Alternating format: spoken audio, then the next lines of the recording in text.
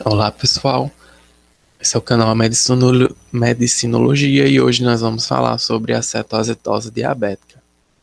Então, a cetoacidose diabética é uma complicação grave da diabetes, estando mais relacionada ao diabetes mellitus tipo 1, mas ela também pode acontecer em pacientes do diabetes mellitus 2, mas é uma condição bem mais rara.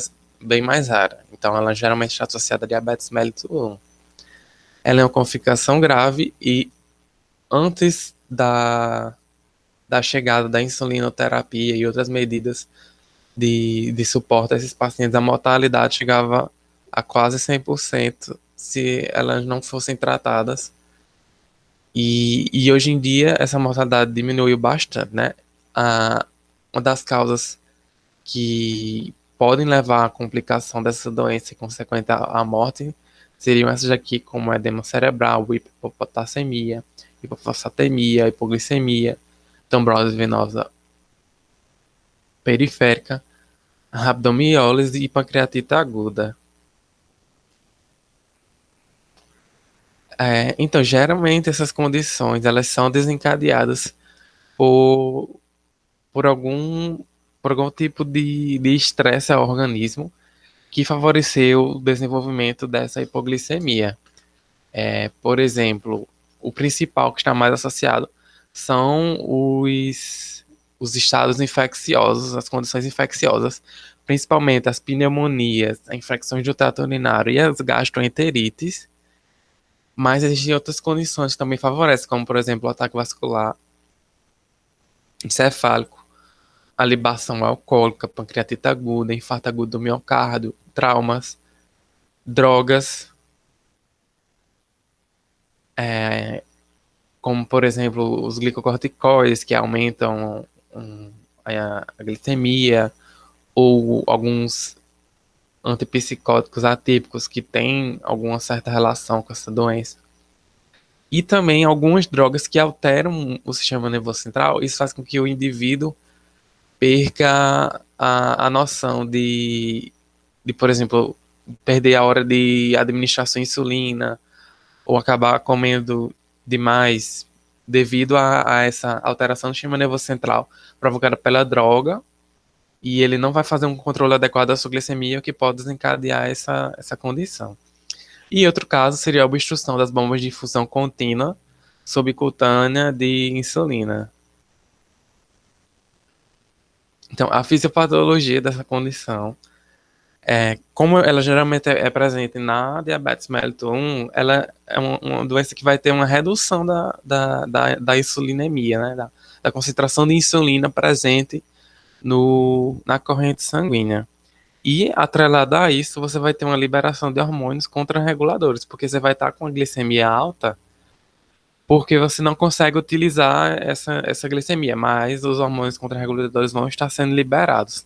Então, o que vai acontecer é que por você não estar conduzindo a usar essa glicemia, o organismo vai tentar produzir mais glicogênio, mais glicemia, mais glicose através da gliconeogênese, ou seja, pode transformar proteínas ou lipídios em moléculas de glicose.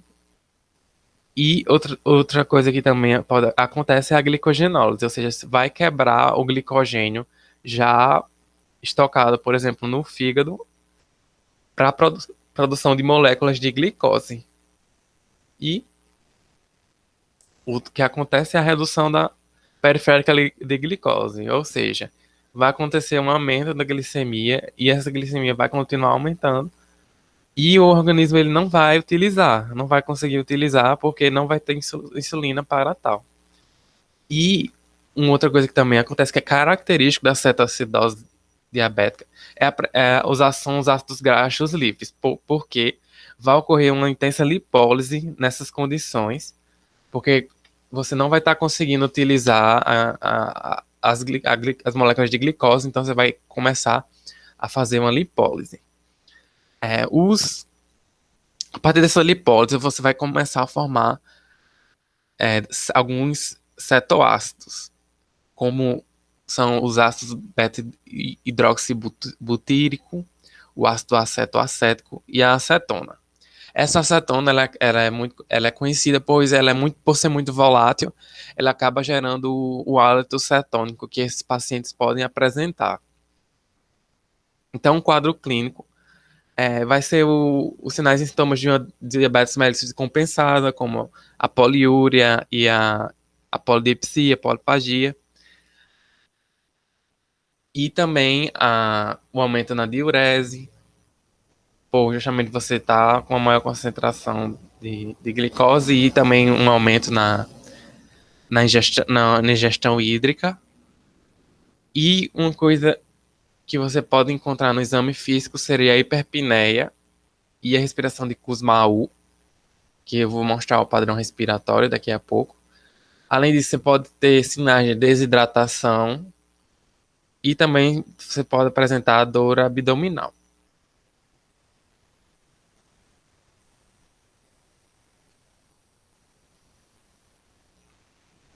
E juntamente com essa dor abdominal, você também pode ter náuseas e vômitos. Esse aqui é o padrão de respiração do Kussmaul. Você pode ver, você tem inspirações profundas, seguidas de pausas inspiratórias, seguidas de inspirações curtas e seguidas de pausas de apneia.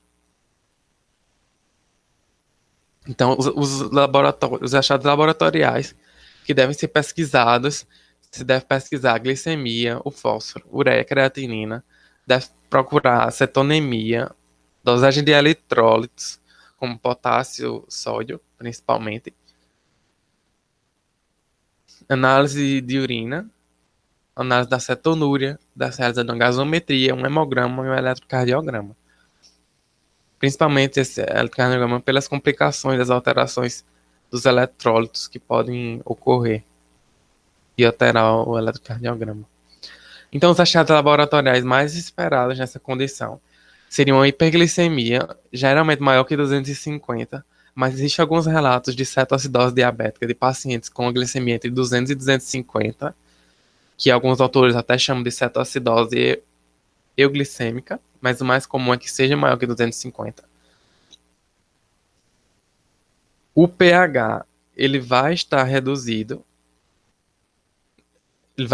Nesse caso aqui, o slide apresenta um erro, mas o pH, ele deve, se ele estiver menor que 7,3, ele vai ser considerado uma alteração, uma acidemia.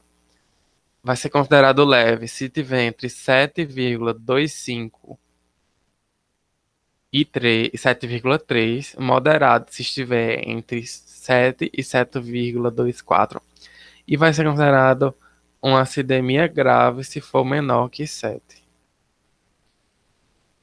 Outra coisa presente é a cetonemia e a cetonúria, apresentando os corpos cetônicos na urina. Outros achados incluem a leucocitose, uma hiponatremia, que vai estar presente em 77% dos pacientes, uma hipercalemia presente em 37%, mas lembrando que também pode ocorrer uma hipocalemia, uma hiperfosfatemia vai estar presente em 38%, mas a hipofosfatemia também pode ocorrer.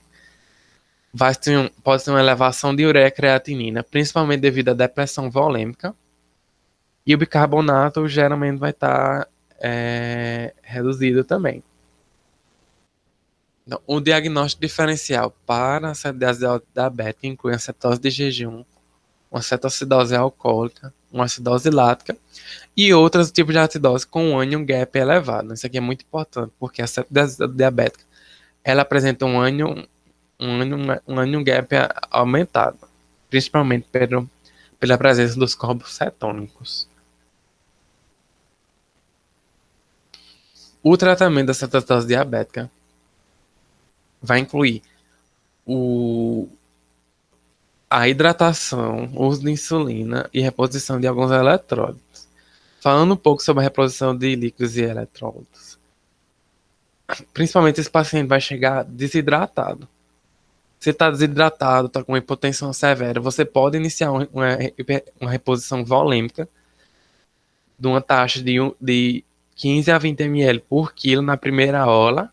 Na primeira hora, se tiver uma hipotensão grave, com soro fisiológico 0,9%. Mas esse valor vai ser individualizado para cada paciente e o estado de hidratação do mesmo. Após esse período,